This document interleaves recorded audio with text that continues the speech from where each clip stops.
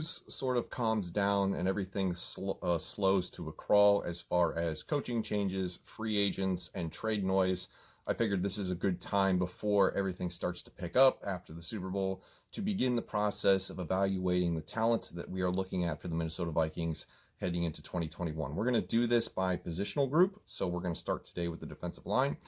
Tomorrow we'll do the linebackers. Then we'll do the secondary. I might split that up into corners and safeties just for the sake of the size of the board, which you see behind me here. And then we'll switch over to the offense next week. So today we begin with the defensive line. And the reason I wanted to start with defense is because I feel like I've been talking a lot about the quarterback situation in Minnesota. That would be the part you would want to start for offense, but I think I might start with the offensive line and work my way out. But I wanted to start with defense because I don't think we talk enough about defense, and defense was a huge problem for the Vikings in 2020, mostly because of injuries and the exodus of talent that happened in the previous offseason. But we're also looking at just an influx of youth, right?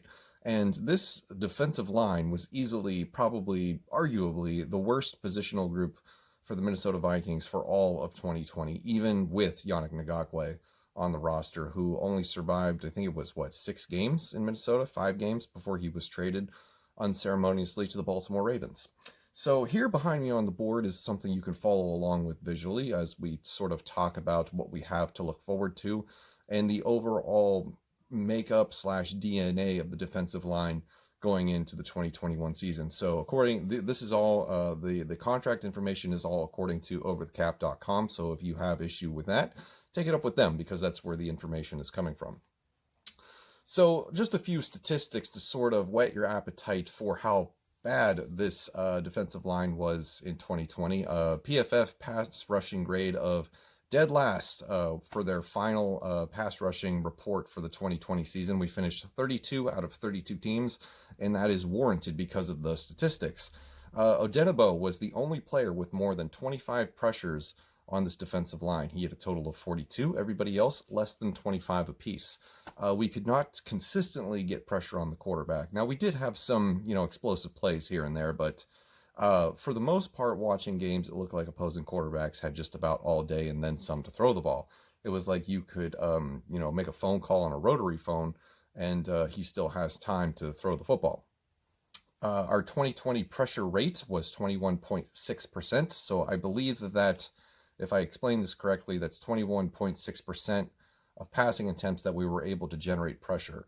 Total pressures created by the Minnesota Vikings defensive line, or I guess defense in general, was 117. That was second to last. We were 31st in total pressures. The only team to finish with a worse number was the Cincinnati Bengals with 113. Those stats come from NFL.com. So I don't think we really need to go too much into further detail about how not good this defensive line was, and mostly is because of Danielle Hunter's injury, the loss of Everson Griffin in free agency, even though we kind of knew that was going to be a thing, and then Michael Pierce opting out because of COVID. So where does that leave us? We could talk about 2020 until, we're old and frail and sitting on the porch, but I think the point of this is to look forward. So what do we have to look forward to in the 2021 season? Well, the Danielle Hunter situation is a problem, if you believe the reports from a few months ago from Ian Rappaport, where Danielle Hunter's free agent camp, or his agent, I should say, his agent camp and decided to leak the information that post neck surgery he wants to be the highest paid defensive end in the league, and that's an issue because coming off of neck surgery, which is completely serious, might scare teams away, and especially the Vikings front office. So what do? Do you take the risk of giving him top defensive end money after neck surgery, or do you just trade him?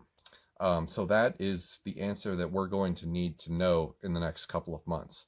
After that, the problem with the defensive line is that the talent that separates Danielle Hunter and the next guy on the list, no matter who it is that the gap in talent is the Grand Canyon, right? So from Danielle Hunter to Shamar Stephen, Michael Pierce, it's just a phenomenal talent gap. Danielle Hunter is one of the best pass rushers in the league. He's absolutely deserving of top defensive end money. The only problem is the neck injury. That's where the hiccup is. So after Danielle Hunter, we don't really have much in terms of edge rushers that would start alongside him. Behind me, barely you can see on the board, or our two free agents this year, Odenigbo and Jaleel Johnson. Odenigbo was probably our most productive edge rusher after, Yannick Ngakoue was gone. But do you really bring, Odenigbo back? He's 27 years old. He had a cap hit last year of just under $1 million. What kind of contract extension or free agent contract would it take to bring him back? And is that really where you want to put your resources when you have a bunch of young guys on the roster that didn't look too bad in limited exposure last year? I'm talking about, of course, Jalen Holmes, DJ Wanham, who is a fan favorite, I think mostly because he was a rookie last year. And is Odenigbo a guy that you want to sink a lot of money into when we're already 15 million over the cap and we need to shed money? And he's got a lot of competition here. So I don't know if Odenigbo comes back this year. I think they probably let him walk in free agency. Jaleel Johnson, the same. I don't think you're really going to need to bring back somebody who was, Odenigbo was 1.75 million against the cap last year. It was Jaleel Johnson that was just under $1 million. So, it begs the question, do we have what we need currently on the roster? A lot of people think that Michael Pierce is the savior that we didn't get to experience last year, and he's going to come in and he's going to make big changes. I think he is an upgrade over Shamar Stephen or Jaleel Johnson. Yes, I do. So I think your three starters guaranteed, if nothing changes, is going to be Danielle Hunter, Shamar Stephen, and Michael Pierce. Those will be the top three guys, the Stephen and Pierce on the interior and Hunter on the edge. The question then arises, who is going to be edge rusher number 2? And it's a really critical component because if we don't get enough pressure on the other side, a lot of the double teams are automatically going to go towards Danielle Hunter, and that's going to free up, a hat on a hat for the other guys on the defensive line. So is it going to be Jalen Holmes? Is it going to be DJ Wanham? Is it going to be Watts? He was actually, I don't want to say impressive, but he held his own for the few times that he was on the field. Another fan favorite, Hercules Matahafa. I don't know if I'm saying that right. He's one of the lower paid guys on the team at this position group. That's why you don't see him here. He's up there in the corner as the also on the roster candidates. So you have Matahafa, who's 26 years old. He's been in the league for 3 years, $850,000 contract this year. Brailford's 26, 2 years in the NFL, $780,000 against the cap. And then Kenny Willix is another edge rusher from Michigan State who was a rookie last year. I believe he was an undrafted free agent, 24 years of age, 1 year experience, of course, the rookie season, $684,000 cap hit this season. So at the bottom of the roster, these guys are pretty inexpensive. It's not like we're paying big time money to an aging 36-year-old veteran trying to plug the middle of the defensive line. They have a good, core group of young players. The problem is that they're just not developing fast enough. Jalen Holmes has been in the league for 3 years now. Same thing with Shamar Stevens, 7 years in the league. The rest of them are basically rookies, except for Matahafa and Brailford, who Brailford probably doesn't even make the roster. I mean, because there's so many other bodies that could participate on the interior of the defensive line now that Michael Pierce is going to be coming back, or he could just step in and take the Jaleel Johnson role as a backup. As far as what this means for the offseason, I don't know that the team is going to want to sink big time money into an edge rusher if we decide to keep Danielle Hunter. So let's assume that we do that. Let's assume that Danielle Hunter stays in Minnesota. The earlier reports are either wrong or the reports are real and the Vikings are willing to play ball with Danielle Hunter on his contract. Let's say Danielle Hunter stays in Minnesota.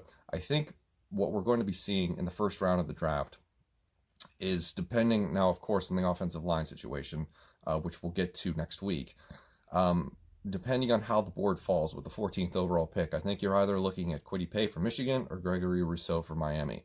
Those are basically your two top edge rushers, and then the talent gap slides a little bit where you got like Joseph Osai later on in the first round.